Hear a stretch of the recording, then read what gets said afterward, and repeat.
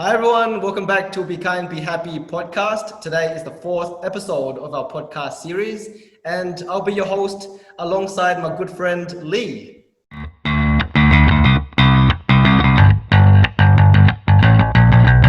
Hey guys.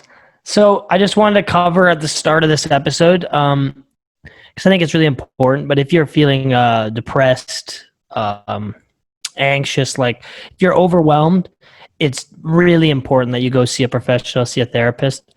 Um, what we're doing here in this podcast are tools that we've learned, discussing them, just ways to kind of live life happier, kinder, more fulfilling life. But there's no substitute for therapy. Like there's no substitute for like professional trained help to get you over that current situation you're in.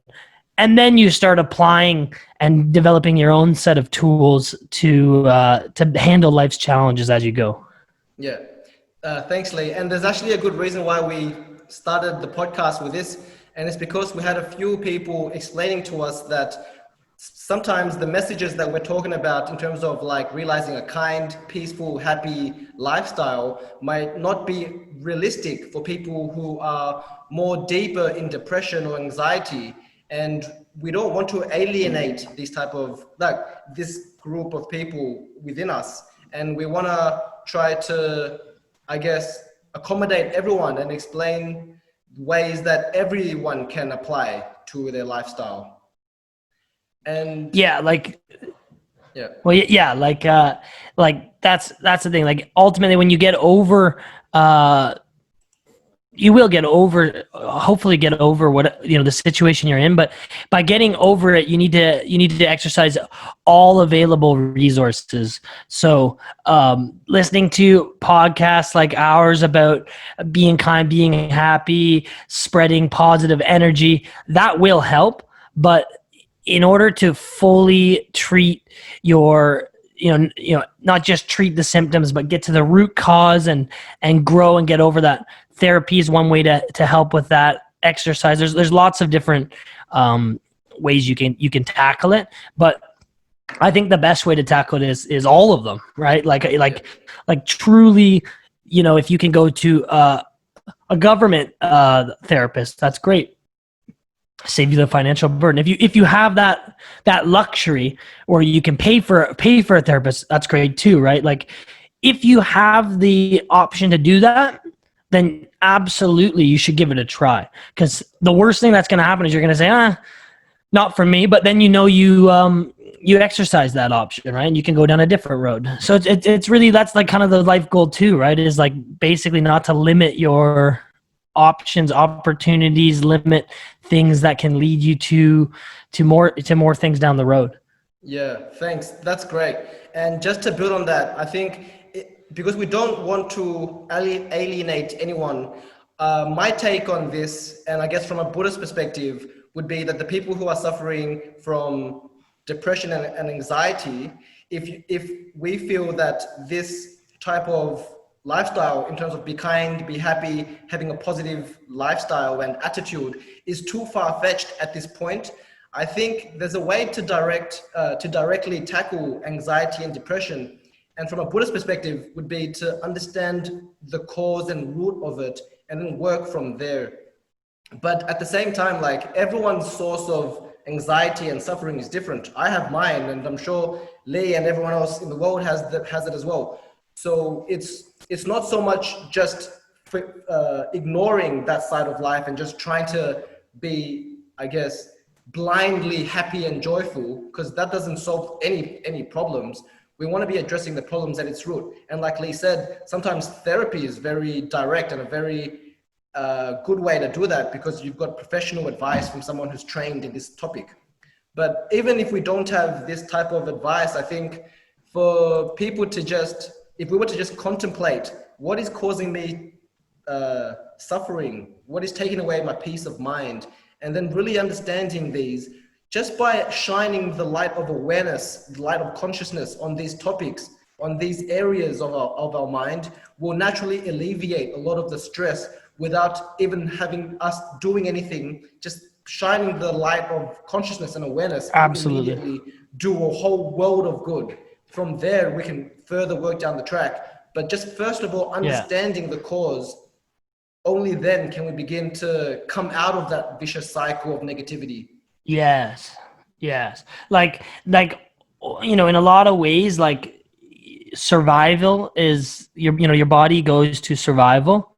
And when you're in survival, like, you're not, you can't be in survival mode and also thrive, right?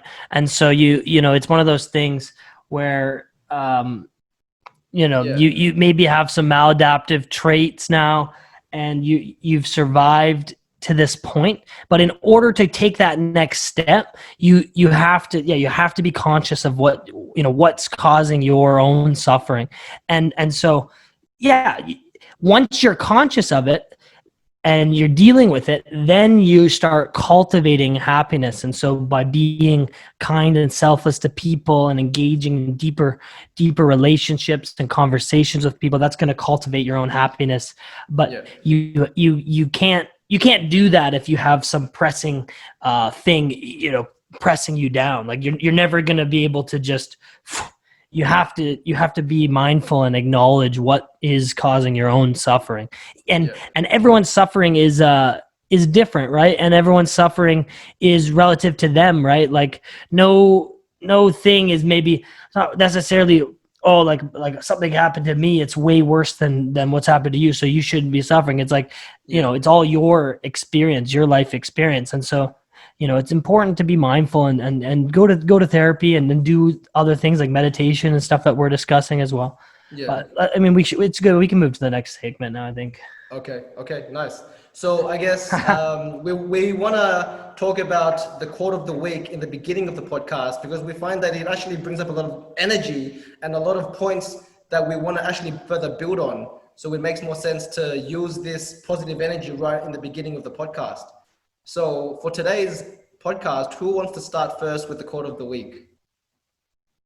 You can start, Byron. Okay, so my one is from a lama, a Tibetan monk from Nepal. He said, if you wish to be gentle with others, you first must be gentle with yourself. And his name was Lama Yeshe from the 1900s, so last century. But this is a very profound quote that I couldn't stop thinking about once I saw that online. Once again, it says, if you want to be gentle with others, you must first be gentle with yourself. And I think Beautiful. This is actually, this is a practice where we are treating ourselves and others with the exact same attitude, the same mind and the same love. Because this is, I guess, talking about like a non-dualistic approach towards living a wholesome, meaningful life, whereas we treat ourselves and everyone the exact same way, as opposed to treating everyone differently, treating ourselves differently. That gets very confusing and tiring and stressful. But if we were to just streamline the way we treat ourselves and everyone else the exact same way, then it would make everything so much easier and so much more natural. And yeah. Did you want to add anything to that quote, Leigh? In terms of like being gentle. Well, I'm no Tibetan monk. Yeah, be gentle, be compassionate, be kind to everyone. That's kind of where you're going with it, right? Yeah, I think also, because if we want to be gentle with other people, loving, happy, kind towards other people, then it wouldn't make sense if we didn't feel it from within, because anything that we express outwards but without having it in the first place would be a little bit fake and maybe a little bit unnatural. So it makes sense to first cultivate it. Yeah.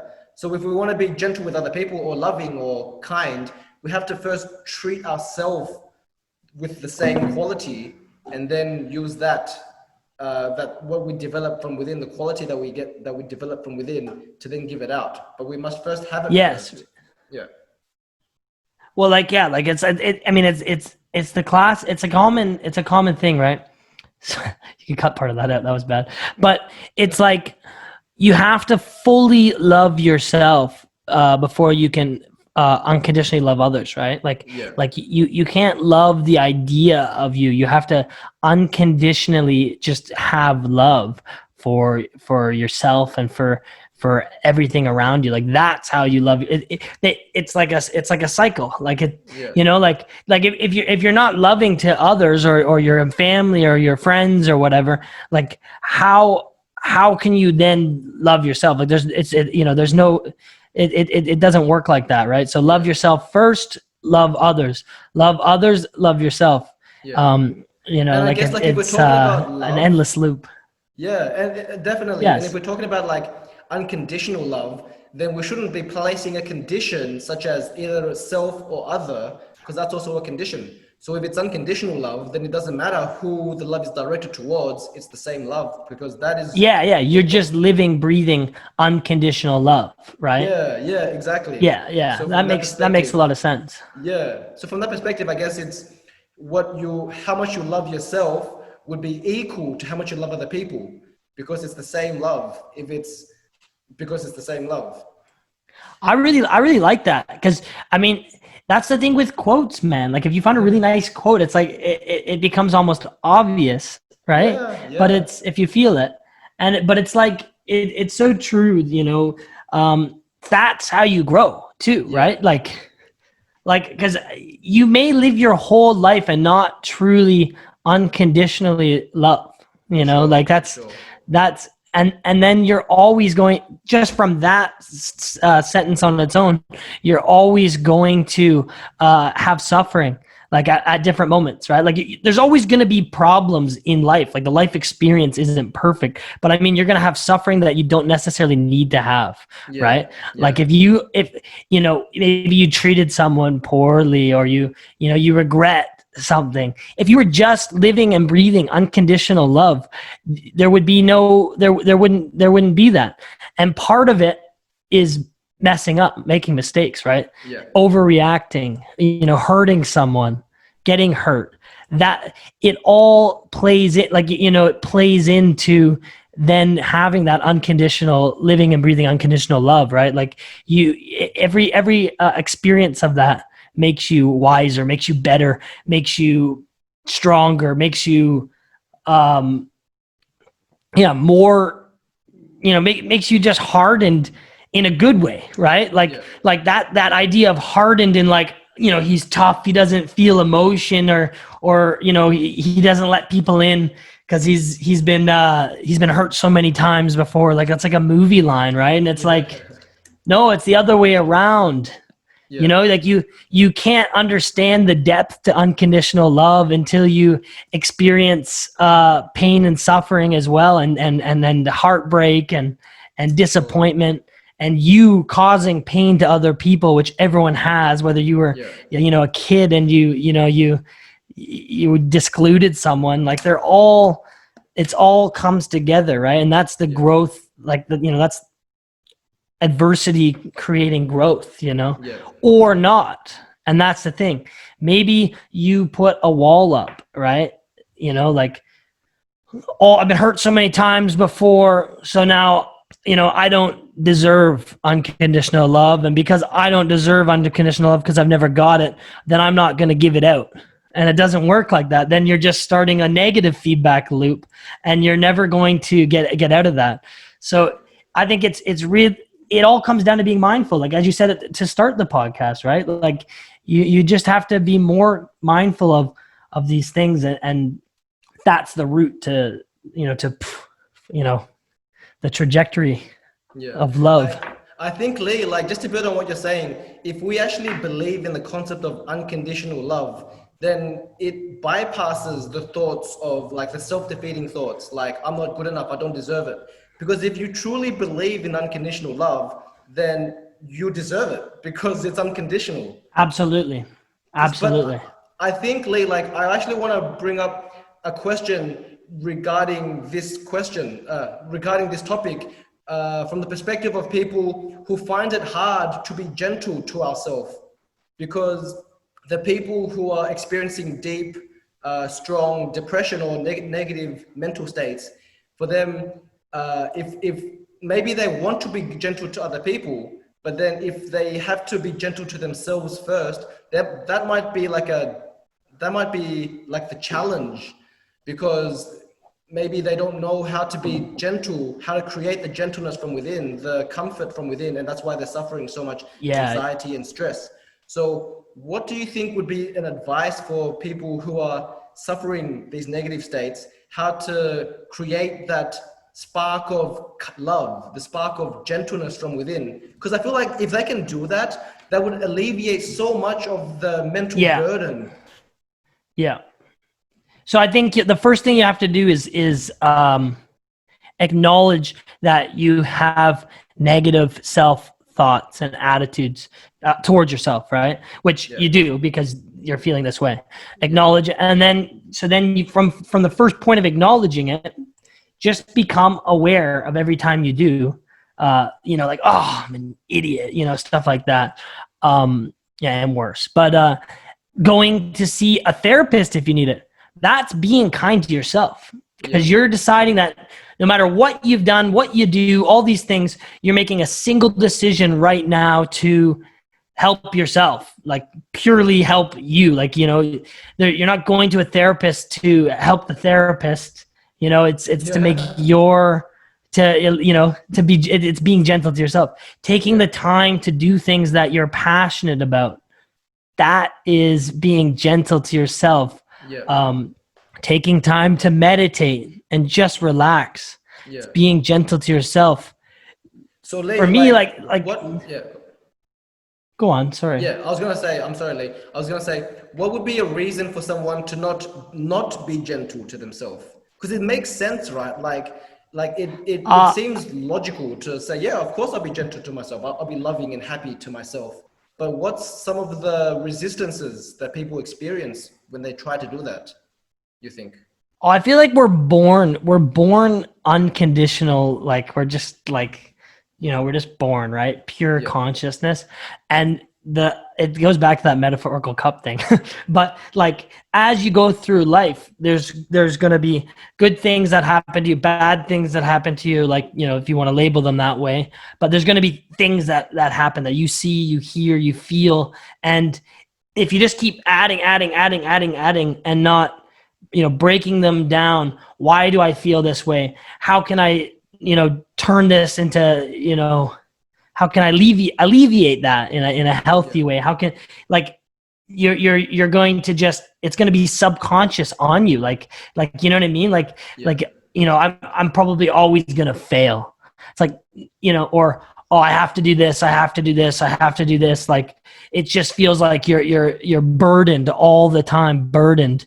And you could still be quite happy, like that's the thing. You could still be quite happy, but there still is weight on you, right?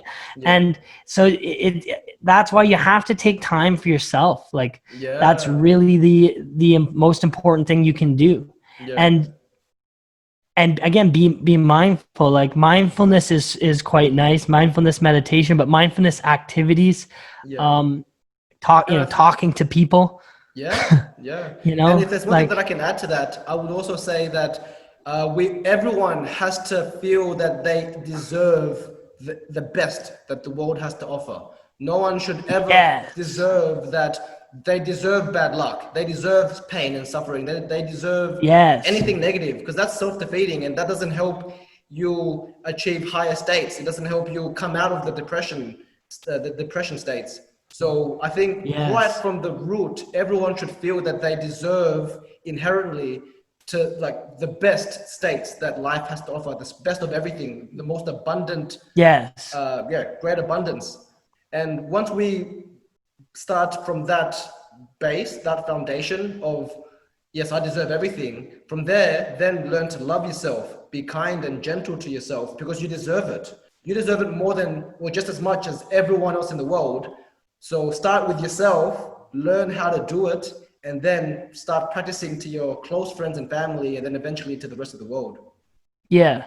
So like, an exercise you can do is you can close your eyes and tell yourself, I deserve to be happy, you know, I deserve to be loved, I deserve to give love to other people, you know, For sure. you know, you deserve the world because you are the world. And another thing is, like, when you have those self-doubts coming in, which I think everyone does, you know, I do.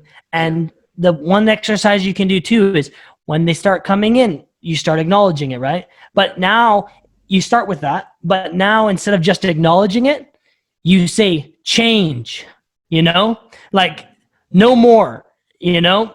Okay, I had those self-doubts. Oh, maybe this isn't gonna work. I don't know that, you know, no more, just gonna do it, you know. Or, you know, no more, I'm gonna go do something else. You know what I mean? Like, and just stop it's the not vicious easy. cycle. Yeah.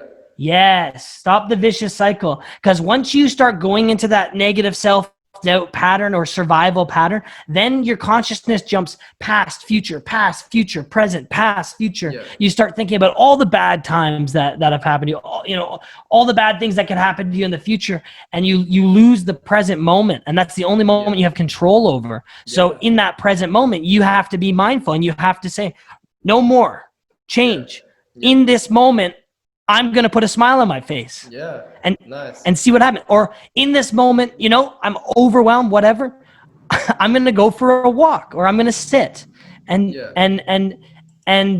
again, it's not easy. Like, this is hard, man. This is as hard as lifting weights. This is as hard as, you know, running a marathon. This is not easy. And that's why it's like, yeah, man, like you know, you should, you may have to go to a therapist if you have problems that are too bad. But if you just have the weight of everyday life, you know, going on, not extra, like, you know, intense things, you know, like you know, death, family problem, like intense ones, you should go to a therapist. But it's just the everyday stresses that have just kind of added up on you, you know, over your life, 30 years, whatever.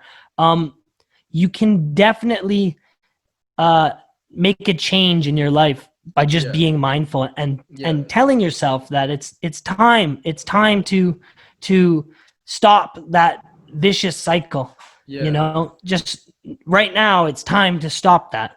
And it might come back, it will come back. But then again, tell yourself, it's time now to sit and relax. That's what I'm doing, type of thing. You know what I mean? Does that make sense? Yeah, and I honestly want to urge the viewers or the listeners to comment on this. Do you think this works? To just, when we experience a self-defeating state, a negative state, a stressful state, any negative, unpleasant state, to just say to ourselves immediately in the moment, stop. Like, completely acknowledge what's happening, acknowledge it, let it like experience it all you want, but then make a conscious decision not to experience this in the future, and make a conscious decision to try and snap out of it and not allow yourself to just fall into this vicious cycle that will be self-perpetuating eternally. Try to have a conscious moment within the dark period, the darkness, to say, this is enough. I want to come out. And I want to change my life. Yes. And you can do this with breath as well, which is probably one of the most important things. And it's a common knowledge thing. Like everyone says, just breathe, right? Just breathe, you know, big breaths, you know, like real nice big breaths. That can help. The other thing is, you're not saying change and then you're also beating yourself up like, oh my God, I can't believe I went down. But you will have that experience likely. But that's why you got to keep doing it. You're saying change in a loving way, like I can change, I will change, or I'm going to, you know, and then you go and show it to yourself by breathing, by sitting, by going for or listening to music, or going and, you know, whatever it is, you know, or, you know, so I think that's an important topic, right? Like that's nice, eh? And like, just to build on that, just to like, before we close off this quarter of the week, I want to build on what Leigh was saying in terms of going to your breath, because breath work works. Or the reason why it works is because when you're breathing consciously, the heart rate goes down, the breathing lengthens, and that takes the mind away from the fight or flight mode, because that's usually just very instinctive, and the breathing is very elevated, very fast. But if we were to slow down the breath, lengthen the breath, the mind and the body immediately enters a relaxation mode. And from that position where we can think more clearly and we can solve the problems more clearly, but also reflect on what's happening in the present moment with much more clarity. So breath work works. It lets the body relax. It lets the mind relax. So really, please let us know what you think about breath work. If it doesn't work for you, please let us know why you think it doesn't work, or if you've got good experiences, let us know as well. Yeah, that's really good. So I wanted to do my quote now. So my quote is by Carl Jung. You know, he's one of the founders of psychiatry. He was buddies with Freud, but he had differing opinions on the subconscious mind. Freud was a little bit out there, you know, and I don't know, I don't want to label negative, but he had some very, controversial theories. And I mean, so did probably Carl Jung too. But so his quote was, "As far as we can discern, the sole purpose of human existence is to kindle a light of meaning in the darkness of mere being." Right? So kindle a light of meaning in the darkness of mere being. Nice. And it's so true. Everyone is looking for a purpose or a meaning, and I just think that it's some people like or the human mind, it's easy to make that your state. Like, I'm looking for meaning, I'm doing this, like I'm looking for meaning.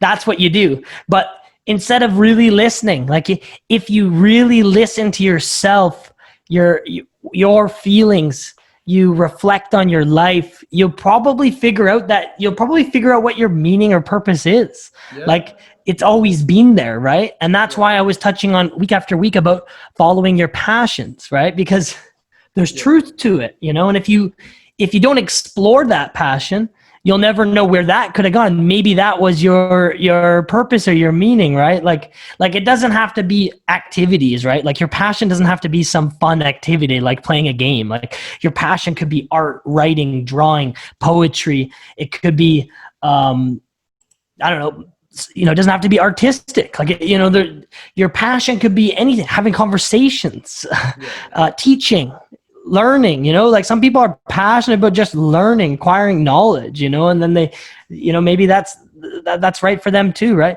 So yeah, I think that is your purpose. Your purpose is to find meaning. Yeah. Right. Let me just build on that, because like, if you go for it, because like, go for it. I really like the messages that Jay Shetty spreads and shares with his viewers and listeners. And one thing that he says a lot about finding your purpose in life is to combine your passion with a service, because a passion is what makes you happy, but a service is what makes others happy. So if you can combine what makes you happy in terms of a passion and turn your passion into a service, then everyone is happy, because you're happy doing it, and you're also providing value for other people. So if you want to contemplate what is my purpose, think from the perspective of passion. What do you enjoy doing, and how you can turn that into a service or a way to benefit other people. So that's Jay Shetty's take on purpose. And in this world, if you're doing something passionate, if you're passionate about something and you're providing a service, then it will give value to you, right? In the form of, economically, all these things, and you'll be best at it too. And you'll be fulfilled. Then you're not just being, and it's important, right? But part of finding that, part of getting to that point is, like, I think that's how I'm going to take it from here. Part of getting to that point is understanding that, I think it's the life condition to grow to the environment you're in, right? Nice. Which I was talking about before. And so, for instance, the plant in the pot or the tree in the pot, like, it can only grow as big as the substrate, the container that it's in. Yeah. And so if you're, then that's why we're in a beautiful time right now with the internet and with everything like that, because you actually have the ability now, for the first time, without direct going, traveling, to expand your environment, right? Like you can listen to enlightened people like Jay Shetty or Eckhart Tolle or someone like that, Dalai Lama or Byron Leigh, so Byron Leigh. so it's Byron Leigh. And so it's but once you're conscious of that, then you're going to keep growing, right? So what creates growth is adversity in a lot of ways, right? Adversity. Yeah. If you're lifting a weight, like that's the adversity, right? You're picking up something heavy, and you pick up a heavy weight and you do repetitions of that. You're going to grow your muscles. You're going to get stronger. The same thing works for your mind and your personality, all these things, different adversities. Once you overcome them, and the process of overcoming them gives you knowledge and wisdom, and that's your growth, right? It's the same thing as getting stronger physically in your body. Yeah. And so if you've overcome all the adversity in your current environment, and you might not have overcome it to perfection, right? But you're surviving in that environment. Maybe you have maladaptive traits. So this is like basic psychology, but this is like you have traits that were adaptive to get you through that adversity. And now that you've it's not present, you still carry those traits. So, whether it's like being self-protective and not letting yourself be vulnerable so you don't get hurt. Yeah. You have, in order to kind of get to the next level or grow more, expand your environment, you have to start being more mindful introspectively of those maladaptive traits. Nice. And then once you recognize them, you're like, okay, well, I'm going to work on this, and then spend a lot of time working on it, right? Like it's hard, man. Like it's not this easy because you can't download wisdom. And just like you can't just be a bodybuilder in a day, or you can't be a sprinter, or a long distance runner just in a day, right? Like you have to work your whole life to get to that point, right? Yeah. But then you'll find your meaning in the process, and then you're doing more than just being, Nice. You're literally kindling the light inside of you. Yeah. So yeah, I think it's important. What do you have to say about that? I think, Leigh, when you bring up your growth potential can only be as great as the container that your container, or I guess in another way we can put it is that your potential is only as limited or unlimited as how much you encompass the things around you, your environment, right? So if absolutely, yes. Yeah. So if your mind is encompassing your family, then that's your growth potential, is that you can be the master of your family. But then if you expand your consciousness and your awareness to encompass the whole country, then you can it's harder because it's a greater responsibility. It's a greater limit. But if you can master that, then you'll be the master of your country, knowing how to deal with all the conflicts and all the people and all the problems. It's much harder. But then I guess if we want to have the ultimate state, then we have to have a mind that encompasses the whole universe. Not to say that it's something that anyone can achieve right here and now, but I think it's to have the intention to want to encompass the whole universe is a good starting point, because it means that our potential is unlimited. We are literally putting our mind and attention and heart and love on every corner of the universe. And that includes the smallest things like the ants and the cats and the dogs and our neighbors. But it also extends to the environment and also the other planets. It essentially means that we treat the entire universe the same way that we would treat ourselves, and all the biggest and small things we treat unconditionally with the best intentions that we can. And I guess from that perspective, if we were to use that as our foundation, then our growth potential can truly be said to be unlimited. Yeah, Yeah, unlimited. I mean, but you do have certain factors, right? Like there's still the variable or whatever of your life, like years you'll live, right? So Yeah. your potential is unlimited within your 4 quarters. Yeah, within Yeah. your 4 quarters. And so, wow, like does that not excite you? And the thing is, once you think like this, right? Like adversity is what leads to this to the growth. Recognizing these things is what leads to this growth. Then you start realizing that all the bad things that are happening to me or have happened to me, except, all the negative interactions, whatever, once you start being mindful of those things and start breaking them down with love and with mindfulness, you start realizing that these are all important things. Like this is the human experience. This is life. Life without adversity, you'll find yourself in suffering anyways. So it's like it's a way to change your perspective, I guess. Yeah. Because you're going through it anyways, whether you recognize it or not, right? Yeah. So it's just a way to change your perspective on things. And part of changing your perspective on things that way allows you to be less negative or hold so much weight on experiences, like negative weight, like part of letting go in a lot of ways. Because you can say, well, maybe that's what you have to do, right? Is let go to grow, but also okay, I'm grateful for that experience. I'm grateful it's over. Maybe, or I'm grateful that it's not in my present, but I'm grateful that I made it through that. I'm grateful that I'm here, all these things and good experiences too. Like obviously you're absolutely grateful for all the amazing moments and stuff that you've happened in your life too, because that's shaped you to be who you are as well. But it's everything. Everything has shaped you to make you who you are now, right? Because you are everything that you've experienced and seen and felt. So so it's just a way to change your perspective on things, right? And I think that's really, really, really important. Like I think that's very important, I think, Leigh, because like a lot of the times we suffer from fear of the things we don't like. So what you're saying, Leigh, as in terms of embracing the grind, right? Like not fearing the negative hardships and the difficulties in life, but embracing it as part of our growth and development.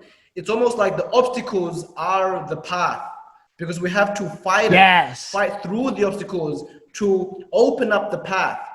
If we were to fear adversity, then we would only live within our comfort zone. And honestly, nothing happens, because everything happens outside the comfort zone, where we are brave enough and courageous enough to embrace the grind, embrace the adversities that life has, and then transcend it. And it's when we transcend it do we grow and improve. So yes, absolutely. Definitely agree with what you're saying, Leigh, in terms of embracing the grind. Like Leigh's been saying that for a few episodes now, but it makes a lot of sense. Yeah. It's funny. And it's so true, Byron, because it's like, dude, like if you always just like, there's different things, but if you're exercising, right, for the purpose to increase your cardiovascular ability, stuff like that, if you don't push yourself, like there's just, you're going to hit a plateau. Like it's just fact. You can't, I mean, you could maintain, but part of maintaining is also pushing yourself at times, just not all the time. Like like if you just walk around the block for a year and you used to run hard, like you're not going to be able to run this to the same degree.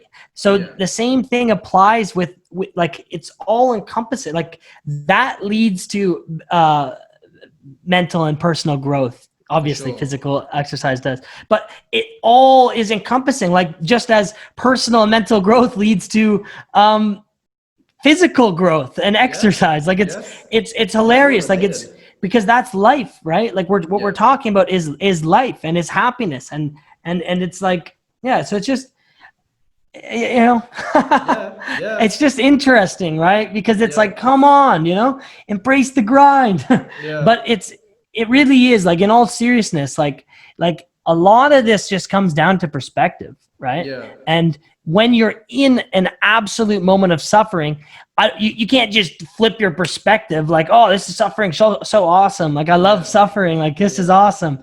No, but once you ride out the storm, or, you know, explore all opportunities to help you get out of that or help you weather that storm, then you start looking back on it later and you're like, wow, that was interesting. Okay. So, you know, like, yeah, exactly. Right. Yeah, honestly, like Leigh, like I feel like if everyone or if anyone was able to transcend their fears of adversity, then I feel like everyone's life would be so much better, because fear and adversity is so unpleasant to most of us that we dread it. We don't want anything to do with Yes. adversity. But if we were able to be Yes. free from that fear, we would live in so much more peace, with so much more peace of mind. So what you're saying, Leigh, is teaching us how to directly overcome the fear of adversity by changing the Yes. perception and embracing it, because that's the only way we can grow and develop, is by using these adversities as tools, as opposed to like being scared of it, which most of us are, including me. But I feel like this is the obstacles is the path. If you want to grow, Yes. you have to go straight through these obstacles. Otherwise, you're just standing still and not making any forward progress. Yes. Yes. So that's the thing, right? That's the flip side. And some people are comfortable with that, you know?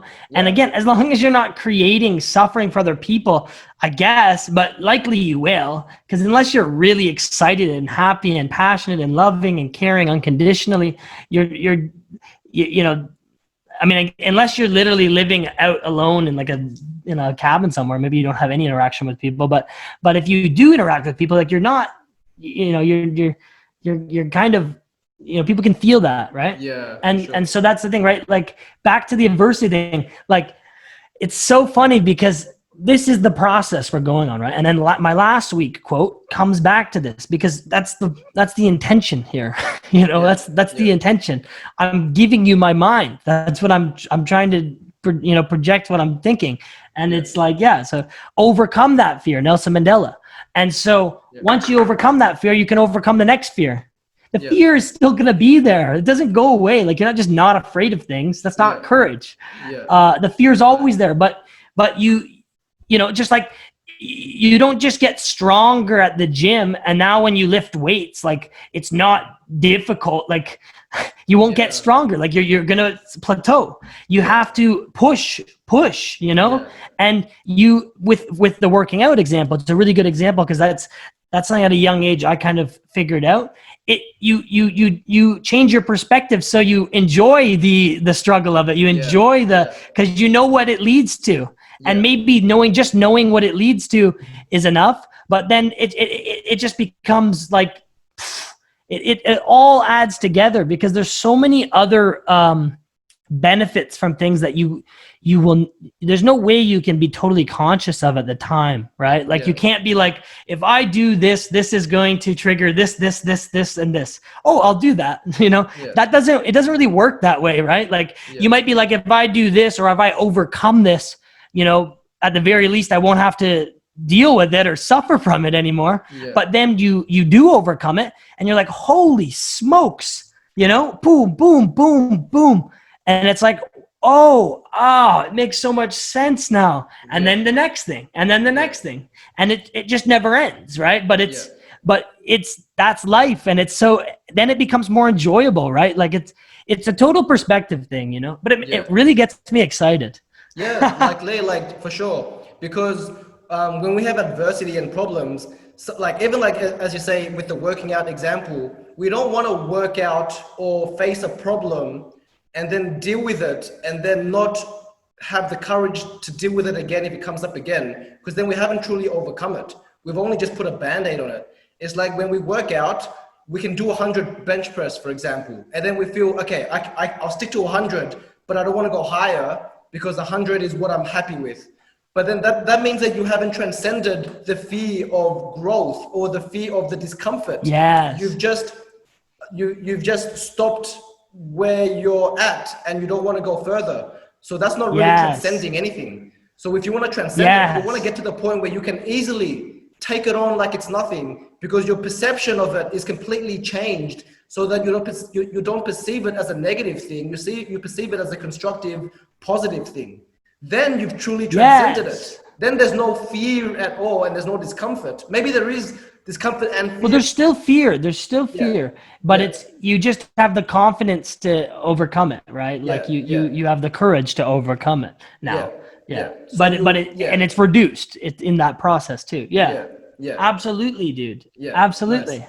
Dude, that helps me a lot, Leigh. That helps me a lot. Coming to terms with, I'm glad, dude. Like, coming to terms with, because I'm always trying to avoid the difficult things.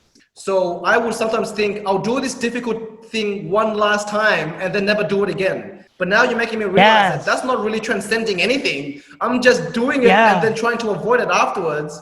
So if I really want to transcend it, I should be able to willingly, happily do it all the time, because I can see the positive, constructive aspect of it, as opposed to just doing it once, getting it over and done with, having still like a rejective attitude towards it. That's not really transcending anything. Thanks, Leigh. You've helped me understand that. That's great. Dude, let it be noted. On Saturday, July 11th, I helped Byron.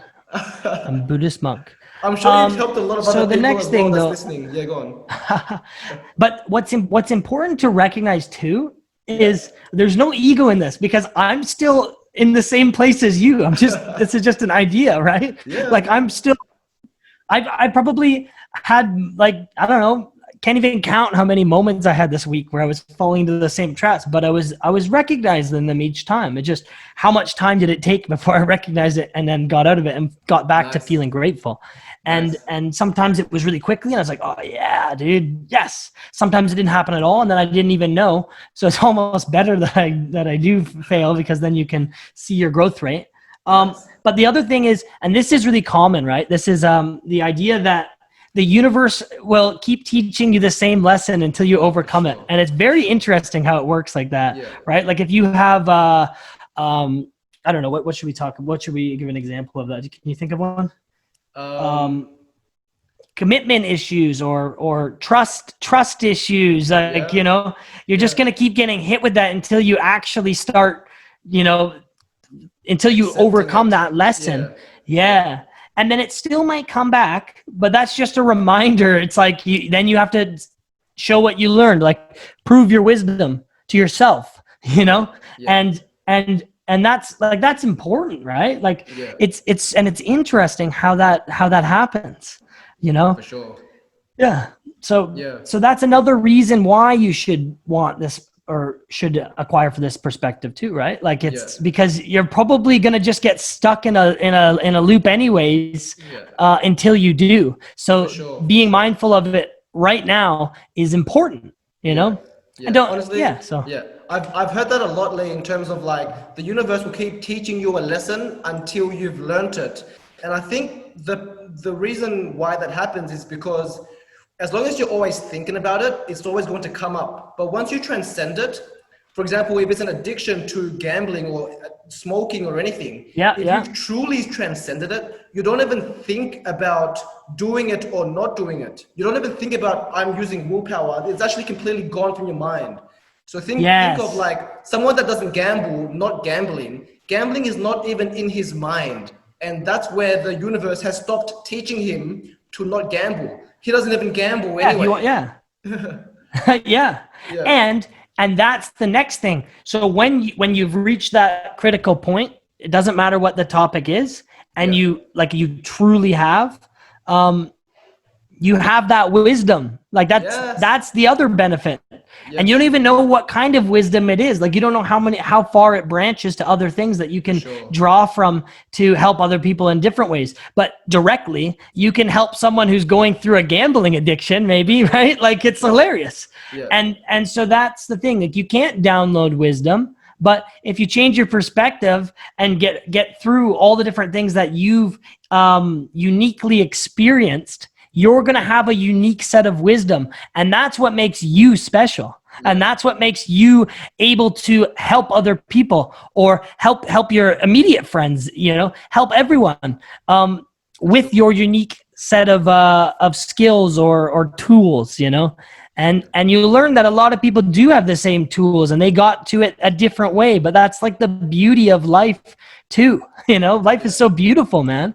Yeah. It's very Honestly, fascinating. just to build on that, Lee, because I know that we're running out of time, but like, if I'm explaining to, if someone explains their realization, it's not our realization until we actually realize it experientially. Otherwise, it's the same as reading a Yes. message from the book or like reading a line Yes. on a computer screen. It's different to actually experiencing it. And so what you're Mm-hmm. saying in terms of that is all we can do is create the conditions for ourselves to be open, to susceptible to our own individual insights and realizations, because only then does it truly have an impact and a positive influence on our life. If we are just constantly listening to other Yes. people's realizations, it doesn't really impact us the same way because we haven't experienced it existentially, really. Yeah, you have to realize it for your like realize it as in feel it, you Yeah, know, for feel sure. it, live it, breathe it, experience it, because it's the same thing, right? Like you could literally read, I'll use working out because I'm applying this to myself because that's the easiest way to get my message Yeah, across. yeah, But if you read as much, you could read as much about working out or bodybuilding or exercising as you want. You might literally know everything intellectually, but until you actually experience it, right? Experience the process of that, working hard, uh, making gains, whatever. If it's cardiovascular, increasing your potential and your or even fitness like the level, endorphin high, then for you example. master it to a different level. Yeah. Pardon? Yeah, like even like the endorphin high you get from going to Yeah, the true. gym. Yeah. How can you explain to someone who's never been to the gym how it feels to be high from having a good workout? Yes. How can someone understand the Yes. feeling of an endorphin high if they've never experienced it before? So you have to experience it for yourself. Yes. Yeah. And you have to experience it organically. Because if Yeah. you go into the workout and you're like, I'm going to work out so I get an endorphin high, what are you talking about? Right? Like, but that's the thing, right? That's the thing of life too. Like you Yeah. do have to really experience things for yourself, but you can change your perspective. And Yeah. that's an important thing. If you change your perspective on things, you'll be able to, what's the word? Like, Handle all the how do we close this? adversities. Yeah, if you can change your Yeah, perception handle of the all the negative things, then you can handle everything that life has to throw at you because you've got a positive outlook towards it, a constructive and you'll perspective. be able to help more people in the process. Because Yeah, once because you can't download wisdom, once you have wisdom, like truly do, yeah. then Then like you can help more people. for me, yeah, and for me personally, I've met people that are wise, like unbelievable legends, of the world, man, woman, everything in between. It's all like it doesn't matter. They have so many unique experiences, and it's just like when you start talking to someone like that, it's different. Yeah, It's different, yeah, and I think it triggers something in you. Like it triggers it, again. It can't make you have a realization just because they could explain it all to you, break it all down. But I think it leads you to, if you're interested in it, then as you go through something, boom, now you have the lesson, and boom, now you're starting to develop the wisdom from that lesson. for sure. Yeah. Nice, All right. nice. So Wrap we it could up wrap here. it up. Yeah, Yeah, nice. we could wrap it up.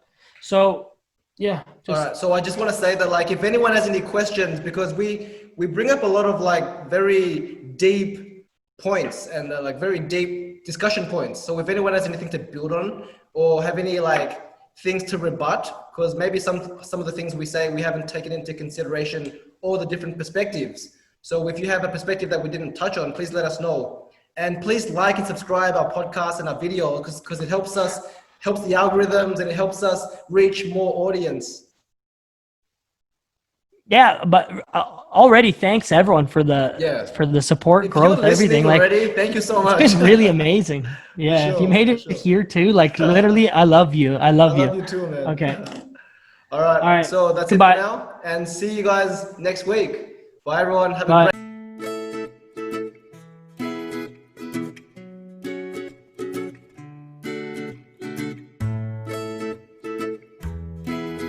great week. Peace. Peace.